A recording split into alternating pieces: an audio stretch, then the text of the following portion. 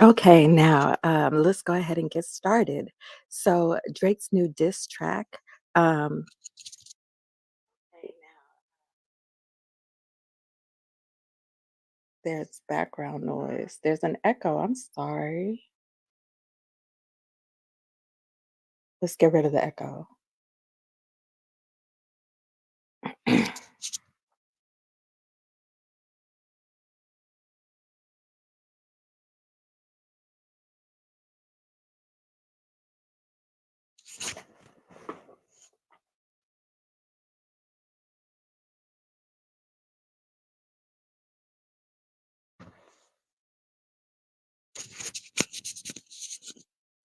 Okay, Drake's new diss track is our topic of discussion. So he's using AI in the brand new diss track with Tupac and Snoop, which are both featured via AI.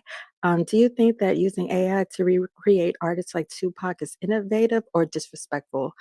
I 100% believe that Drake is being extremely disrespectful. Drake, when he goes after somebody, he doesn't really go after them with any sort of thought of maybe we're going to reconcile one day. He goes for the jugular. So Drake getting Tupac and Snoop, both from the West Coast, both from California. The diss track is directed towards Kendrick Lamar. Kendrick Lamar is from Compton. He's from California.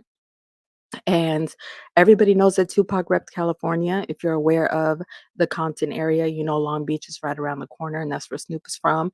I don't think Drake asked Snoop for a release to do this, to use his voice. I don't think that he paid him for the feature, and Snoop didn't really have any problem with it. He acted as if he didn't know what was going on.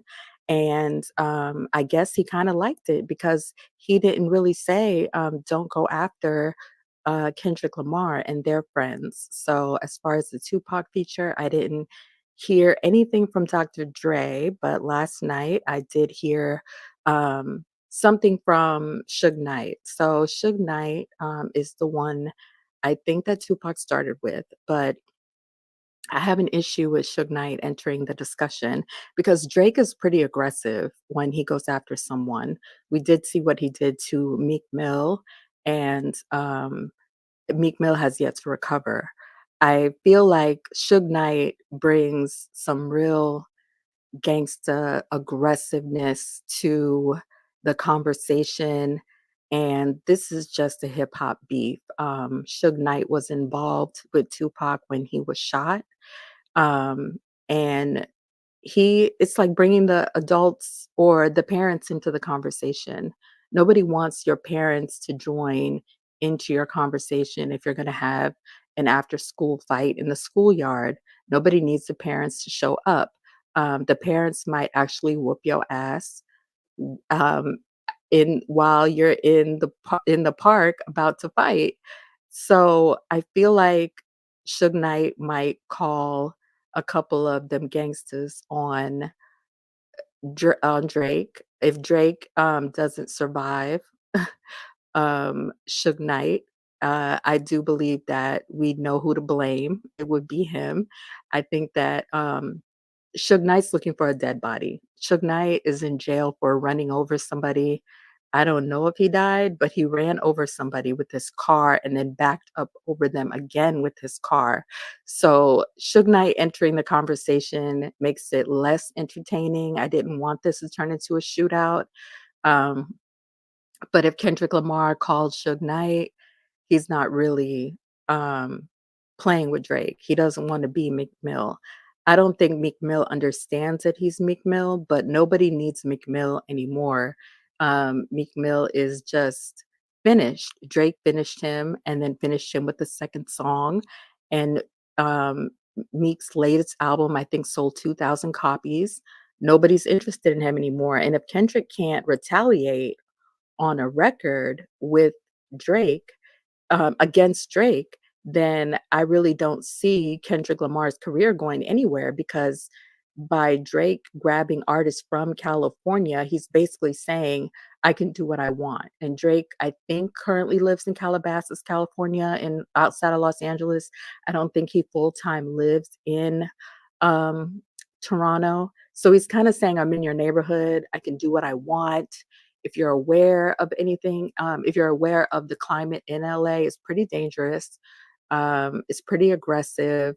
It's a lot of activity, cartel activity. So nobody really wants to go after somebody that is an LA artist or has deep roots in LA because nobody wants a gang problem, cartel problem. Nobody wants real problem. And now Suge Knight has entered the conversation, which creates a really big problem. And he entered the conversation from jail. Um, he's doing something with one of the Source magazine guys, not Benzino, but I forgot his name. The white guy that was his business partner is the one that is bringing his recorded phone calls from jail. And for him to say something from jail, a lot of gang stalking and a lot of gang activity and aggressiveness comes from jail. Guys will get out of jail and start looking for Drake, wanting to kill Drake just because Suge Knight said so. They'll be chasing Drake, just because, they're in and out of jail all the time. One more body doesn't really matter to them. What's one more? So I think at this point, if Drake comes out with another record, um, I don't believe that he understands. I'm sure somebody told him that Suge Knight said something, but if he goes after Suge Knight, um, I think Drake needs to move out of LA, but that's just my opinion. But Drake isn't really to be fucked with either. He's very aggressive. He's been known, let's say, to do things to people in the music industry and to certain artists, like get them handled allegedly, beat up allegedly, smacked around allegedly, robbed allegedly. He's not a chump. He's not somebody that you can roll up on and think that he's just going to take it. He has a lot of guys willing to catch a charge for him, a lot of guys willing to do something for him for a little bit of money. And Drake has a lot of money to burn. I don't know about Kendrick's money, but Drake has a lot of money to burn.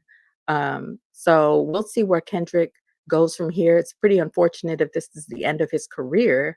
I really don't see him coming back from this. I think that Drake won hands down. But if he can figure out something, um, maybe with Dr. Dre, maybe have a Dre beat, maybe get Dre to rap on it, dust the old man off, wheel him into the booth and get him rapping again. And maybe that will work out. But if he called Suge Knight, I don't think Suge Knight and Dr. Dre are on good terms. So I don't know if Dre wants to jump in the conversation at this point, but if he's looking for somebody with some money to burn, it's Dr. Dre, and he wants to look for somebody that is LA down and got a lot of gangster relationships and has a loyalty to Tupac and has worked with Snoop and probably is loyal to Snoop.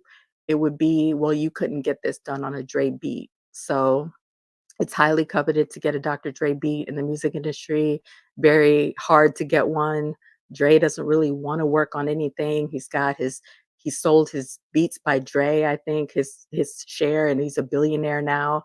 So, for him to enter the conversation at this point would be great. I think Suge Knight kinda ruined the fun of the conversation if anybody wants to get in the way of a bullet. After Tupac died, nobody wants Suge Knight to discuss a rap beef. Tupac was beefing with Biggie and Diddy, and it got out of hand, and Tupac and Biggie died in that rap beef, and Suge Knight was a part of that and might have even set one of them up.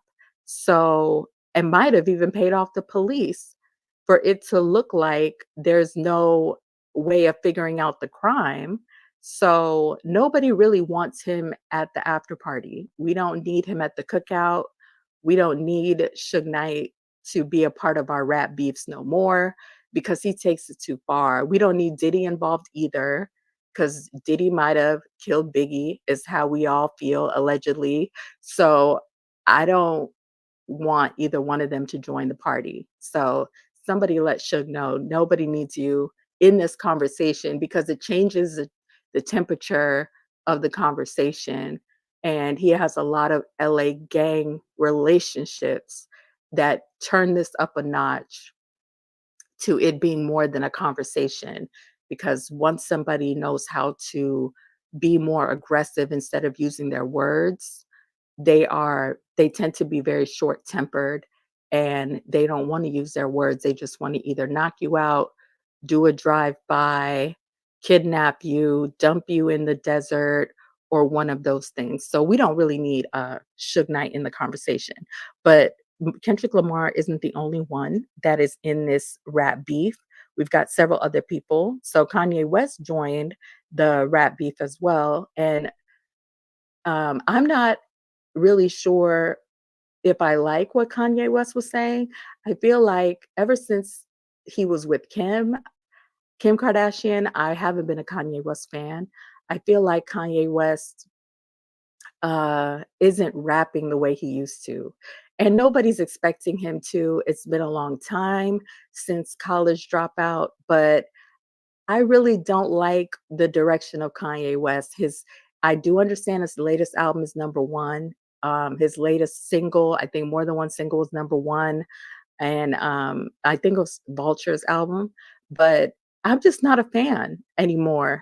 I know he's got this new wife, and she doesn't wear any clothes, and she's always the topic of conversation, but I don't really like his diss to Drake. I don't know if Drake is gonna come at Kanye. Kanye's been coming at Drake for a long time, but Kanye has a lot of money. So even if his music isn't hitting the way for me, it's number 1, it's just not hitting for me the way it used to. He has a lot of money. So when it comes to marketing, power and influence, he can drown Drake out and make it, you know, a problem with marketing. So I don't think Drake is gonna go after somebody with pockets that deep. So Rick Ross also has a diss track, and I gotta say I am not a fan. Rick Ross hasn't really rapped in a while. I don't know what he's done in a while. He hasn't been hot in a long time. I don't know what his Maybach music is really doing anymore. He is Wingstop. He's chicken wings all day long. Really see I don't understand why he joined the conversation. Something about French Montana got a cease and desist. Drake was supposed to be on this French Montana album, and there was a cease and desist sent. Drake wanted his verse taken off the song. Okay, French, the album didn't sell. I heard that you had vinyls with the album, and nobody received their vinyl. People paid for vinyls and didn't get them. French, nobody is tripping over you. So if you got people falling out over you, I don't know what's going on with you and Rick Ross's relationship, but nobody is falling out because somebody doesn't want to be on your album that didn't sell and your vinyls that weren't distributed anyway. Nobody wants to be a part of a catastrophe. So I don't understand. I mean, isn't French signed to Bad Boy? So all these issues that you have with Diddy, maybe he didn't want to be associated with Diddy anymore and sent you a cease and desist. I mean, you've been signed to Bad Boy. I think it's Bad Boy for a very long time. You don't really put out anything successful, maybe a hit single here and there. And Diddy takes care of you, and Diddy hasn't dropped you, and you kind of have the swag of a drug dealer. Diddy likes his drugs.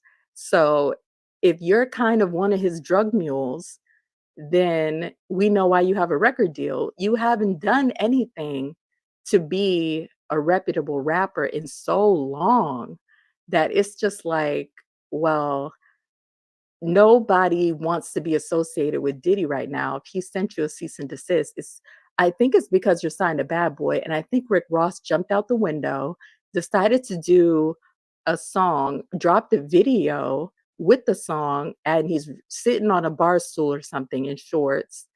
Bad idea. He's blowing kisses at the camera. Nobody's interested. He keeps calling Drake the white boy.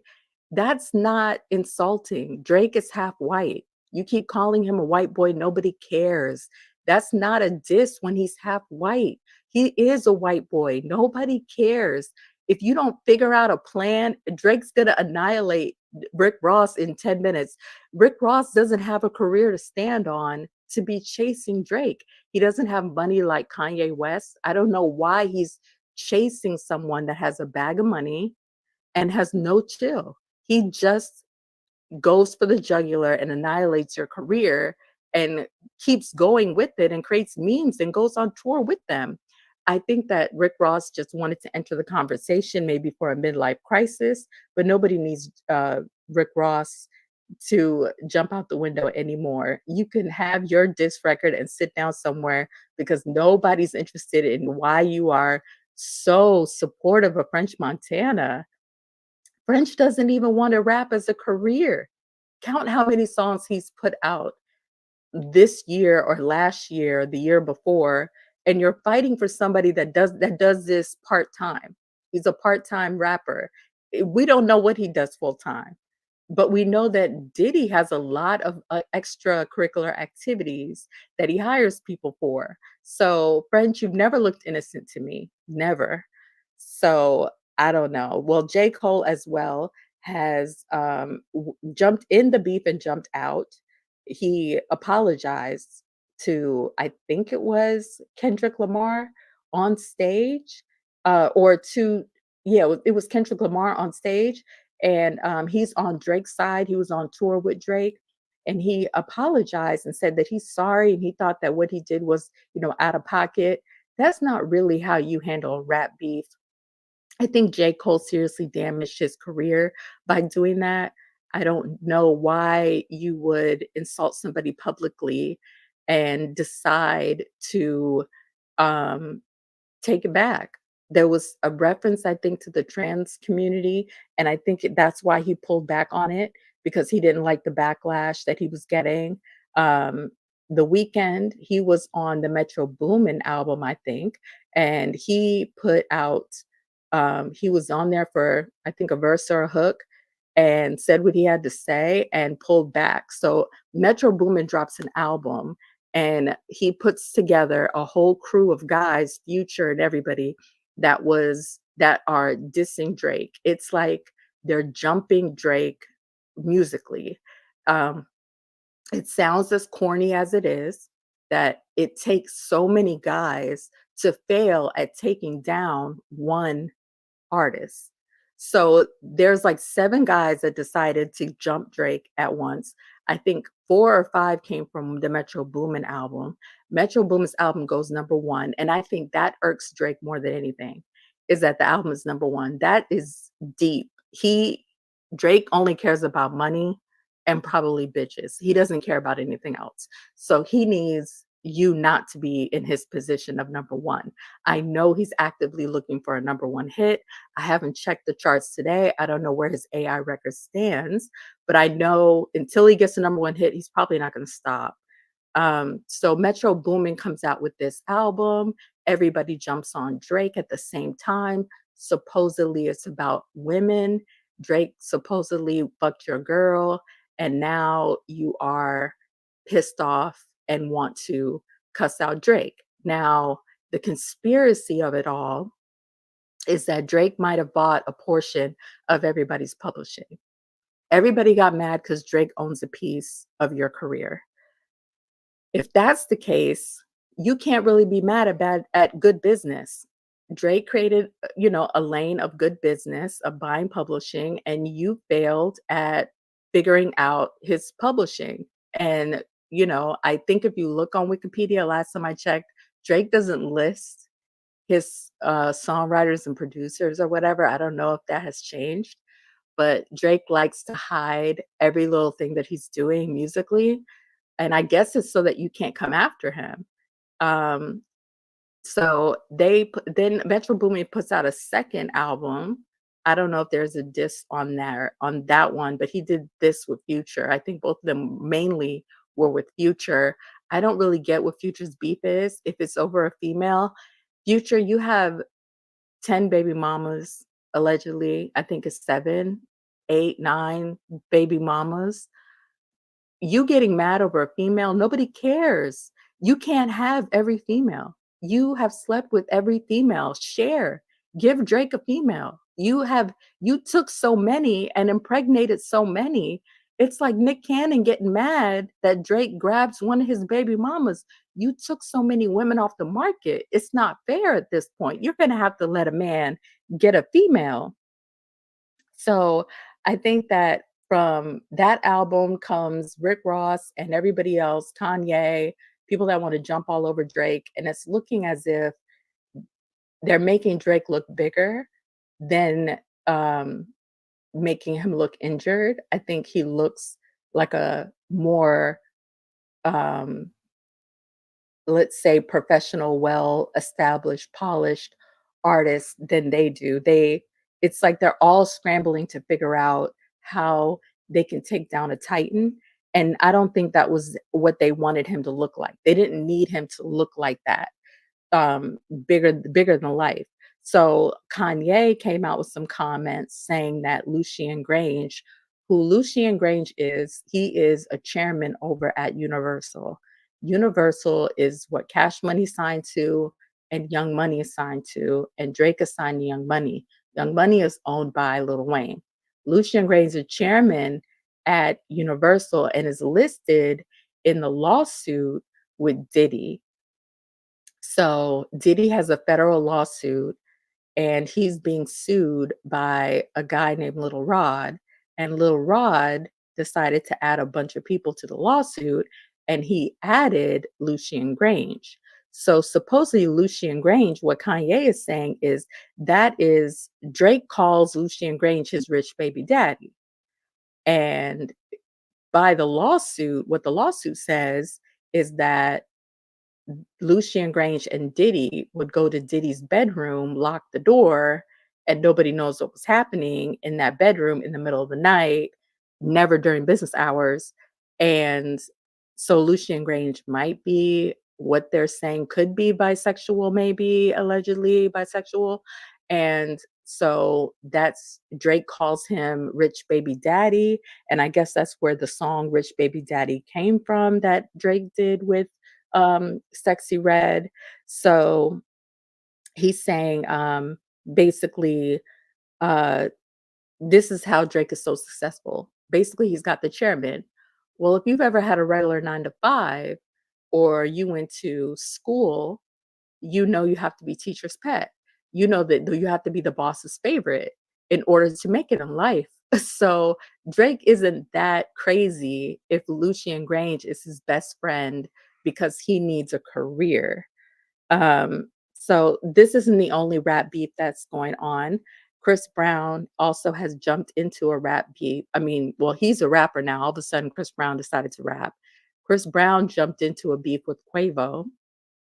I'm not a fan of either one.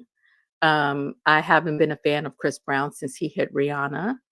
Chris Brown hit Rihanna, gave her two black eyes, threw her out of a moving car. While they were in the car, he hit her face against the window, bashed her face against the dashboard. He really messed her up. She got thrown out of a moving car, knocked on somebody's door. She was in a residential neighborhood. The guy had to call 911 for her. If you see the photos, which are still online, she was beaten pretty bad. I don't support a woman beater. He sounds annoying to me. He puts out a song every 10 minutes. I'm not a fan. I don't care. I'm not interested. But I must say, after all these years of not being interested in Chris Brown, I must say, I can be a hater and give you props where props are due. Chris Brown's a great rapper. I gotta give it to Chris Brown. Between Chris Brown and Quavo, Chris Brown won this one, hands down. Chris Brown killed it. Chris Brown killed Quavo's ability to I don't even know why he responded. He sounds nasally. He doesn't sound like I'm not a Quavo fan either. Quavo's a woman beater. He beat up Sweetie. Supposedly, Chris Brown said he slept with Sweetie, and he listed that in the song too. But Quavo's a woman beater. He beat up Sweetie in the elevator, dragged her out of the elevator. Nobody needs Quavo either. I haven't been a fan of the Migos. Definitely since then. I feel like they can both disappear, him and Chris Brown, and I wouldn't miss them either. But Chris Brown said that Takeoff died, and we wish that it was Quavo that died, which I thought was hilarious. I thought he's kind of like Drake. He's going for the jugular. He doesn't need forgiveness later. He's not looking to rectify this later and be friends. He's looking just to kill Quavo. And I don't think that Quavo understood that you have to completely annihilate someone. I don't think that he achieved that on his diss record. There's a lot of people that like Quavo's diss record, but because Chris Brown's a singer and came at it as a rapper, I am I give him an A for creativity. I give him an A for rapping. His flow is amazing, and I really like it. I really do. So I don't know how Chris Brown has slept with Sweetie. She's Quavo's ex. Supposedly she slept with Offset. Supposedly she slept with several other people, and I don't really understand how Sweetie gets around so much. She sleeps around a lot. So if Sweetie doesn't settle down, get married, pop out some kids, Sweetie is gonna go down as the pass around. Sweetie has to calm down. She's been around the block. She slept with a lot of guys. So if you slept with Chris Brown, you've slept with everybody because Chris Brown is a walking STD. Nobody needs Chris Brown. He has slept with every female. He cheated on Carucci with one of his female friends and got her pregnant. While he's in a relationship, he's cheating and not using condoms. He is disgusting. Nobody, once you've slept with Chris Brown, you slept with everybody. You need to get tested and find a relationship and move on. Okay, so GloRilla ended up getting a DUI. She is signed to Yo Gotti. GloRilla, I think, is from Memphis. She got arrested in Suwanee, Georgia, which is Gwinnett County. And if you know anything about Atlanta, once you get pulled over by a white cop, it's pretty much you're going to jail at that point. And this is what it looked like happened to Sweetie. I mean, not to Sweetie, to GloRilla. So GloRilla was arrested April 18th, and she was coming from a hosting. She was hosting an event. Somehow she was by herself. Somehow no other cars were following her. She was on her way to Waffle House, and there was not a friend in sight that, could have been her advocate. I feel like when you're alone with the police, things go downhill pretty quick. So Sweetie, not S I keep saying Sweetie, oh my god. So, I called her a hoe, and now I can't stop thinking about her hoish ways. Okay, so GloRilla was pulled over, and the part of the police body cam video, and I'm sure everybody has seen this video by now. The end of the video, they mute out whatever the cop is saying at the end. The 2 cops are talking to each other and they mute it out. I watch police body cam videos all the time. I'll spend a weekend watching police body cam videos and laughing at everybody talking back to the police, talking shit to the police, like everybody acting as if this is a conversation. Like, do you want me to take you to jail? Isn't what they're saying. They're saying I'm taking you to jail. So just, use your right to remain silent, be silent, and go to jail and plead your case to the judge.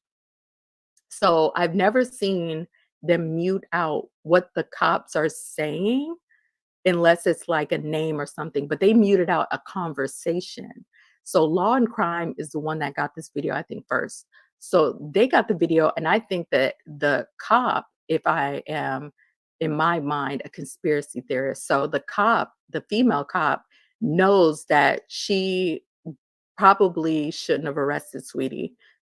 Not Sweetie, I'm sorry, GloRilla. GloRilla absolutely um GloRilla passed the field sobriety test, and I watch enough police body cam videos that I know that nobody passes the field sobriety test. Nobody. Yes, her boob popped out, but if you are a female, we've got boobs. Boobs will pop out. If you're wearing what she's wearing, what she was wearing, boobs pop out. Things happen. Things happen, and a boob just pops out, and it's all good. That doesn't mean that you're drunk. It does not mean you're drunk. It just means you moved your arm in the wrong way, or your jacket pulled on your shirt and your boob popped out. It's not that serious. So she passed the field sobriety test, and most people don't pass that. And I think that the cop was kind of irritated that she passed the test. So the cop wants to really get this DUI. The female cop looked jealous of GloRilla, and you can tell if you're a female that another female is jealous of you. So I think she released a video to Law and Crime and told them, just mute out the end what I'm saying to the other cop, because I'm sure she's saying something that will help GloRilla's case. So the end gets muted out. I think that GloRilla needs to get a copy of that tape and use that in her defense, because I'm pretty sure whatever the cop is saying is whatever she needs to prove that she was not drunk. She should have took the breathalyzer if she wasn't drunk. Supposedly GloRilla doesn't drink alcohol, so she should have just went ahead and take the breathalyzer and don't play with the Atlanta police. But I do give her kudos that she didn't just say, I'm drunk. Yeah, give me, my DUI. Let's go to jail. The only mistake she made was saying, yeah, there's weed in the car, when they asked her if there was weed in the car. I've watched enough police body cam videos to know you never confess to anything. If they say they smell weed in the car, just say, no, there's not weed in the car. I don't know what you're talking about, officer. And if they say I need to search the car, say go right ahead. If they find the weed, you just say that's not mine. It's up to them to prove it. It's not up to you to prove to go to jail. Just say it's not mine. What you gonna do? You're gonna what? Force me into saying that it's not mine. Yes, it's my car, so possession is 9/10 of the law, but I'm not gonna make life easy for you. I'm just gonna keep saying it's not me. So she did say she's not drunk a million times. I must give it to her. She wasn't willingly going to jail. But if you're not drunk, doing the breathalyzer kind of helps your case. So she got arrested, and I don't know the status of her case, but she needs to get this video. I think if she gets the video of the police body cam, I think whatever's in the end of the video might actually help her out. But she's not the only one that got arrested, because NBA YoungBoy got arrested. So if you know anything about NBA YoungBoy, for me, what I know about him, I've always thought he was a terrifying individual. I thought NBA YoungBoy was such a gangster. I thought NBA YoungBoy was so big and bad. I thought he was out here shooting people, killing people, getting arrested all the time. I just thought that now that he got arrested again, it had to be something so dangerous and something like a mass shooting. I just thought NBA YoungBoy has to be, you know, a dangerous individual. He's not a dangerous individual. NBA YoungBoy got arrested for pretending to be a doctor, using a prescription pad, and forging a doctor's signature, using a doctor's ID to get prescription codeine. In the world of being a drug addict, I think that takes the cake. I think that is he is the biggest drug addict known to man. I think that at this point, he is going to prison. He beat a gun charge or a murder charge, and it ended up beating a felony. And I think that's your one and done. Your one chance of freedom and to change your life and to get your life in order is over with. How in the world did you end up with uh, a prescription pad and with the bad idea of impersonating a doctor? The medical community is going to scrutinize you. The pharmaceutical business is going to scrutinize you. Nobody wants to be, you know, immature about what it is to mess with a pharmacy. The quickest way to go to jail is to mess with a pharmacy. There's no way I see him getting out of this. issue. I feel like he overdid it. So a first degree felony, if he gets a first degree felony, it's 5 years to life. A second degree felony is 1 to 15 years. A third degree felony, he would get 5 years. But I think he's getting the max. I think because he impersonated a doctor and they don't want anybody else to ever do this again. He did this multi-state because they don't want anybody else to ever do this again. They're going to make him an example. He overdid it. He was, he has 65 or 69, 68 charges against him, counts against him. I really believe that he overdid it. I think that this is the end of NBA YoungBoy. I feel like we're never gonna actually see him again. So he orchestrated fake prescriptions for promethazine and codeine through several pharmacies. His associates reportedly used fraudulent methods, including impersonating a physician to acquire the drugs. He was arrested and booked into Cache County, which is in Utah, and is facing pretrial, which is set on April 29th. So pretrial is on the way. So he I think they need to televise it.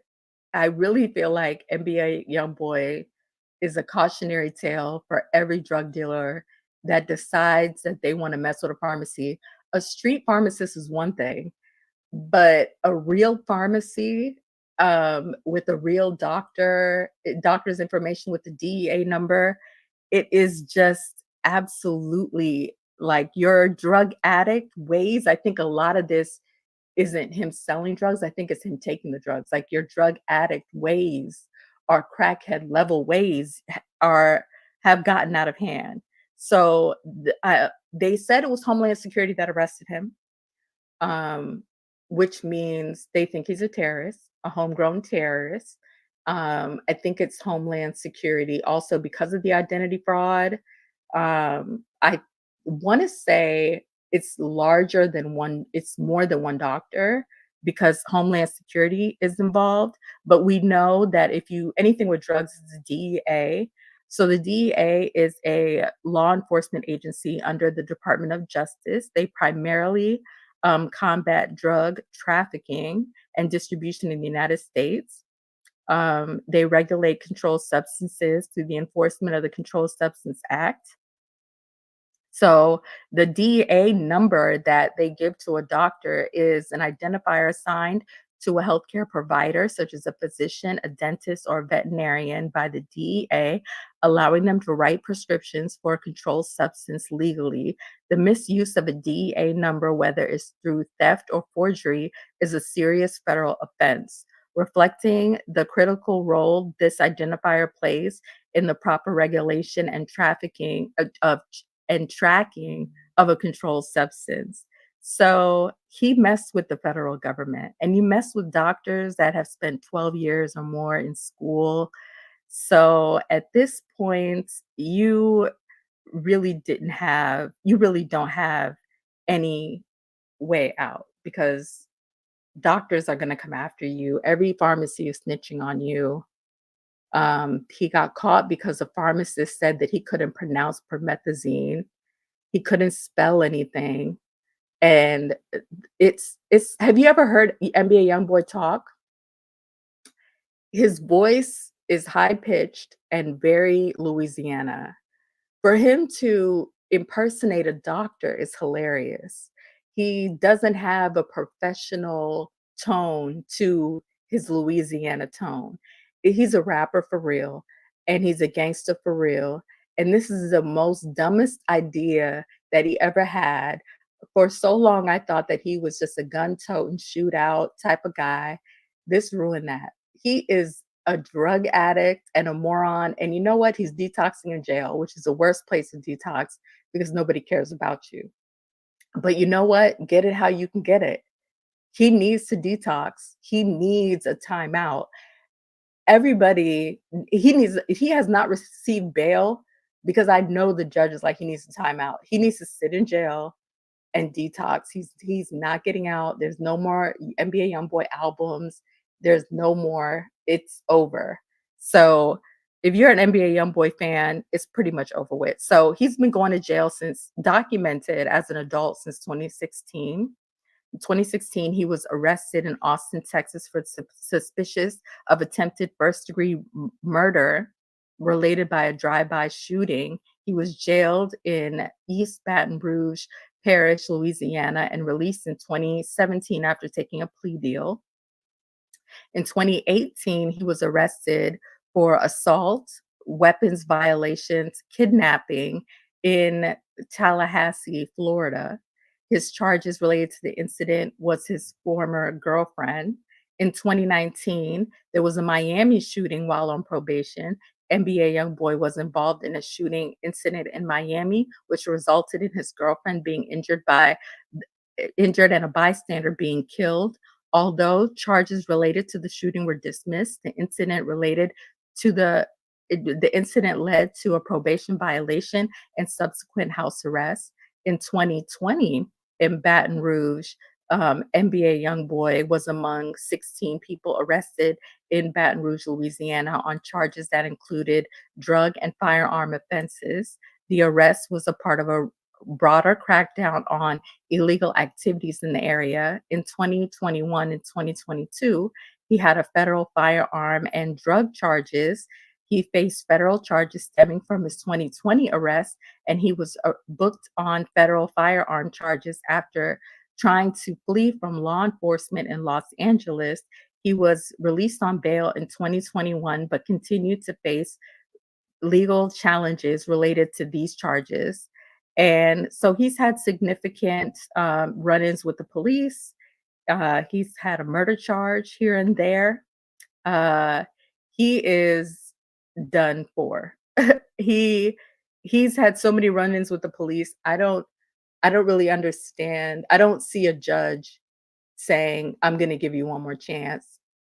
I think he had one more chance from 2016 all the way to 2022. He had one more chance. I think his one more chance, one more cry is over with. I think this is it. I think if he's still on probation, which he was on an ankle monitor when this happened, and there's also a weapon that they found in the house, and he's not allowed to have one. I think that this is it. This is it. He has um, cried his last cry, had his last dance, and he's about to be a lifer. And I think that because he has such a drug habit, and you can tell he has issues, such a drug habit, that maybe being in jail will help him detox, because once you're a drug addict, you're kind of drug addict for life. So he needs to detox and stay in jail for the long term. Okay. So Wendy Williams is having financial um, issues. So her amazing ex-husband, Kevin Hunter, the one that left her for his side piece, bought his side piece, a nice Ferrari, married, I think, the side piece, had a baby with the side piece, left Wendy hanging, was probably the cause of Wendy's downfall and her drinking habit that's caused her to have dementia and aphasia and all these other issues. He is just the worst man on earth. Um, the worst husband award goes to him. So supposedly, Kevin Hunter, the amazing Kevin Hunter, has been ordered to return $112,000 to Wendy Williams' estate because he's been overpaid in spousal support. And of course, he's not paying it back because he doesn't have any money. But this isn't necessarily his fault. This is the fault of the woman that's Wendy Williams' guardian. Her name is Sabrina.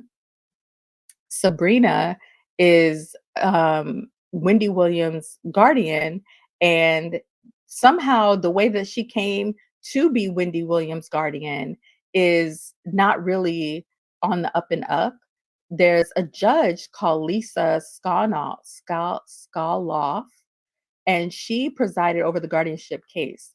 She faces scrutiny and allegations after receiving campaign donations from parties involved in guardianship cases that she ruled on. So supposedly she's been passing out guardianship cases left and right to people that don't need a guardian, like Wendy. Wendy needs her family. Wendy doesn't need a guardian. She needs her family in an AA meeting.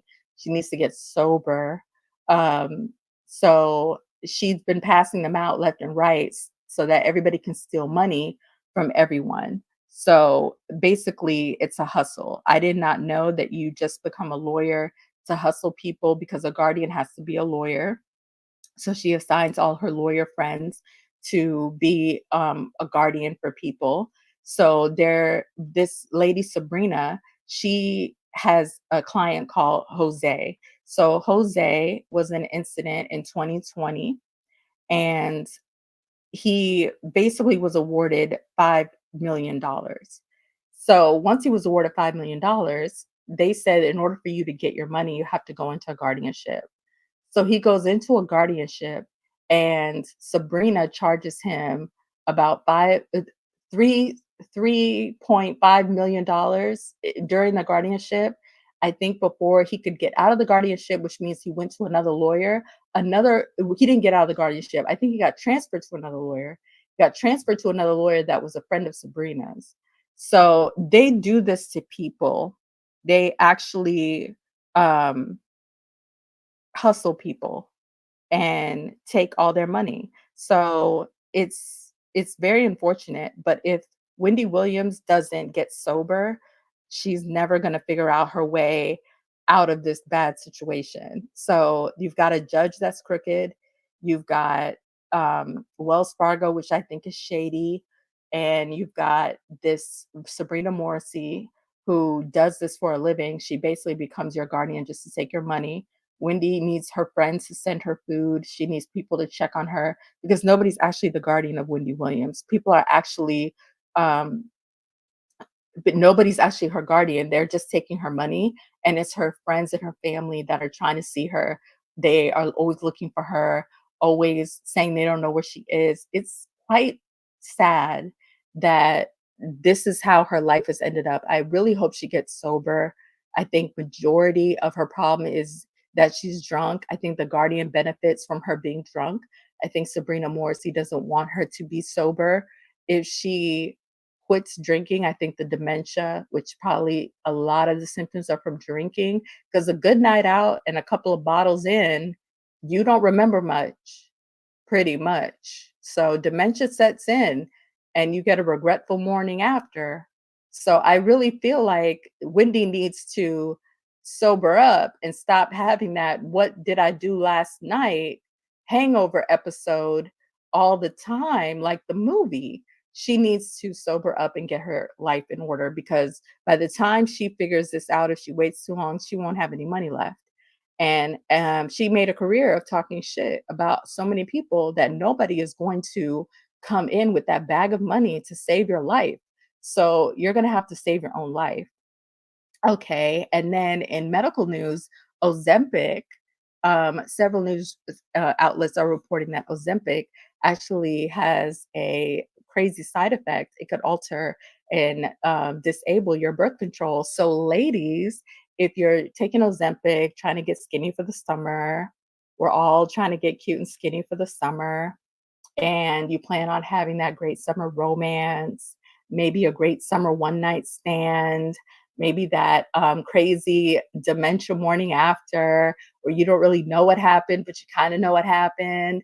Um, well, you could be pregnant and he could be your horrible baby daddy because you didn't understand that Ozempic set you up. Ozempic killed your birth control, and now you could be pregnant by your one night stand, your summer romance, or you spin the block with an ex and you didn't need it to be permanent.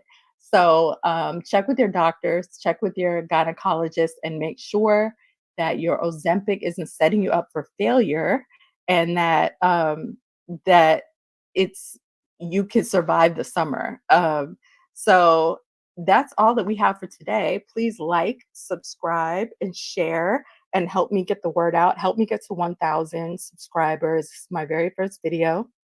There was a delay in the beginning of the video, but I'm not going to give up. So this is my very first video. I'm going to keep doing videos. So please like, share, and subscribe. Help me get to 1,000 so I can get monetized. I really, really appreciate it. And I will see you guys on the next one.